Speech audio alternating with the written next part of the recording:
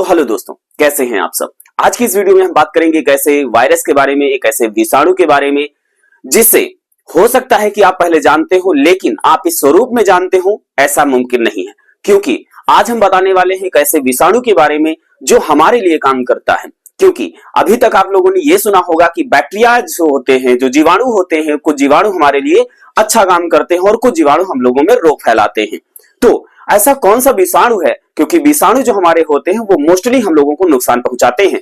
तो ऐसा कौन सा विषाणु है जो हमारे लिए काम करता है, हमारे लिए बहुत ही यूजफुल होता है और इसका प्रयोग हम लोग जो है ये कह लीजिए कई पीढ़ियों से करते हुए आ रहे हैं। क्यों, कैसे, इन सारे तमाम ऐसे प्रश्नों के जवाब मिलने वाले हैं। तो वीडियो को पूरा देखिएगा और वीडियो अच्छा लगे तो अपने दोस्तों के पास जरूर शेयर करिएगा। तो चलिए वीडियो को स्टार्ट करते हैं। देखिए, वो वायरस हमारा है जिसे हम जीवाणुभोजी विषाणु कहते हैं। इसे इंग्लिश में हम बैक्टीरियोफेज वायरस कहते हैं। इसके नाम से ही छिपा होता है, क्योंकि हमारे आधे से ज्यादा क्वेश्चन या 80 to 90% क्वेश्चन ऐसे होते हैं जिनका जवाब प्रश्नों में छिपा होता है, क्वेश्चन में छिपा होता है। बैक्टीरियोफेज वायरस जो हमारा होता है, जिसे हम जीवाणुभोजी विषाणु कहते हैं, वो इसका मतलब क्या होता है। बैक्टीरियोफेज का मतलब होता है बैक्टीरिया को खाने वाला। फेज मीन्स होता है फैगस, ठीक है, यानी भक्षण करने वाला। वायरस मीन्स होता है विषाणु, यानी जीवाणुओं को खाने वाले विषाणु को हम बैक्टीरियोफेज वायरस कहते हैं या उसे हम जीवाणुभोजी विषाणु कहते हैं। तो यह जीवाणुभोजी विषाणु आखिर हम लोगों की कैसे सुरक्षा करता है या हमारे लिए कैसे यूजफुल होता है, तो आप सभी जानते होंगे। पहले हम लोग गंगा जल की बात करते हैं कि पहले के लोग क्या करते थे, जब घर से जाते थे या घर को आते थे, या ये कह लीजिए कि गंगा जल का उपयोग जो है बहुत जगहों पर किया जाता था। तो इसका साइंटिफिक अगर रीजन माने तो गंगा जल में बैक्टीरियोफेज वायरस पाया जाता है। बैक्टीरियोफेज वायरस पाया जाता है, जिससे कि यहाँ हमारे शरीर में या हमारे आसपास के जितने भी खतरनाक बैक्टीरिया होते हैं या किसी भी प्रकार का जो खतरनाक बैक्टीरिया होता है वो हमारे शरीर में जाता है। और हमारे शरीर पर अगर गंगा जल ने हम लोगों ने छिड़क रखा है तो उसमें बैक्टीरियोफेज जो वायरस होता है, बैक्टीरियोफेज जो वायरस होता है उस बैक्टीरिया को किल कर देता है, बैक्टीरिया को खा जाता है, जिससे हम लोग प्रोटेक्टेड रहते हैं।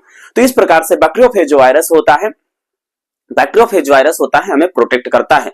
अब हम बात करते हैं बैक्टीरियोफेज कैसा दिखाई देता है, क्या हम उसे यहाँ पर देख सकते हैं या समझ सकते हैं। तो नग्न आंखों से हम नहीं देख सकते हैं क्योंकि वो एक वायरस होता है, लेकिन यहाँ पर पास की स्क्रीन में आप देख रहे होंगे कि ये बैक्टीरियोफेज वायरस होता है। और बैक्टीरियोफेज वायरस में जो यहाँ पर हेड लाइक स्ट्रक्चर बना हुआ है, इसमें आपको डीएनए दिख रहा होगा। तो आप सोच रहे होंगे सर बैक्टीरियोफेज वायरस में डीएनए पाया जाता है। जी ऑफ कोर्स डीएनए पाया जाता है। सिंगल स्टैंडर्ड डीएनए हो सकता है, डबल स्टैंडर्ड डीएनए हो सकता है एंड आरएनए भी हो सकता है। और यह प्रोटीन कवर के अंदर बंद रहता है। इसके बाद में जो आप देख रहे होंगे, जो आपको टेल दिख रहे होंगे, पूंछ दिख रहे होंगे, इसके अलावा इसमें फाइबर दिख रहे होंगे। एंड यहाँ पर इस जो प्लेट लगी हुई है, प्लेट से यहाँ पर क्या करता है कि जो एंजाइम होता है वो रिलीज कर देता है, बैक्टीरिया की सेल वॉल को डैमेज कर देता है। और बैक्टीरिया क्या करता है भैया, बैक्टीरिया की सेल वॉल को डैमेज कर देता है और अपने डीएनए गिरा देता है और बैक्टीरिया के अस्तित्व को क्या करता है, खत्म कर देता है। और वो बैक्टीरिया क्या हो जाता है, वायरस के हिसाब से काम करने लगता है। तो आप लोगों को जो है समझ में आ चुका होगा कि यह वायरस का उद्देश्य होता है बैक्टीरिया को किल करना। इसीलिए जब हम लोगों की आंखें दर्द करती हैं, देखिए नोटिंग, ये आप खुद उपयोग नहीं करेंगे, बिना जो है डॉक्टर की सलाह से। अगर आपको कोई समस्या होती है तो आप डॉक्टर की सलाह लें।